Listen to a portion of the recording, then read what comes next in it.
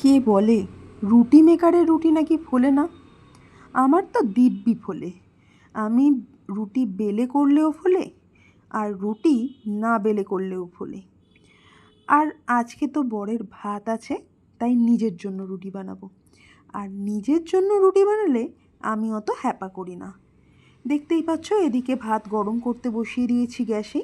আর নিজের জন্য যেহেতু রুটি বানাবো, তাই রুটি আর না বেলে একবারে রুটি মেকারেই বেলে নেব। রুটি মেকারে রুটি বেলে সেঁকতে হলে যে প্রসেসটা লাগে সেটা হচ্ছে আটা বা ময়দা যেটাই মাখো একটু নরম করে মাখতে হয়। আর তারপর লেচি কেটে নিয়ে সেটাকে ভালো করে গুঁড়ো আটা বা ময়দাতে এপিট ওপিট করে কোট করে নিতে হয়। ব্যাস, আর কিছু নেই। এরপর রুটি মেকারটা গরম হয়ে গেলে, মানে ওই লাইটটা অফ হয়ে গেলে, তারপর রুটি দিয়ে দাও, দিয়ে ওপর থেকে চাপ দাও, দিলে রুটি বেলা হয়ে যাবে। তারপর এপিট ওপিট করে ভেজে নাও। আমার 4-5টা রুটির সাথে একটা ছোট্ট রুটি হয়ে গেছিলো। সেই ছোটোবেলায় মা যেমন স্কুলেতে রুটি বানিয়ে দিত, ছোট ছোট রুটি, দিব্যি ওরকম হয়েছে।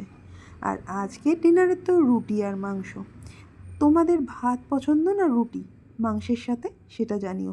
যদিও আমি মাংস রুটি খেতেই বেশি পছন্দ করি ভাতের বদলে। চলো, আপাতত খাওয়া দাওয়া কমপ্লিট করি। তোমাদের কি ডিনার হলো সেটা জানিও। Good night.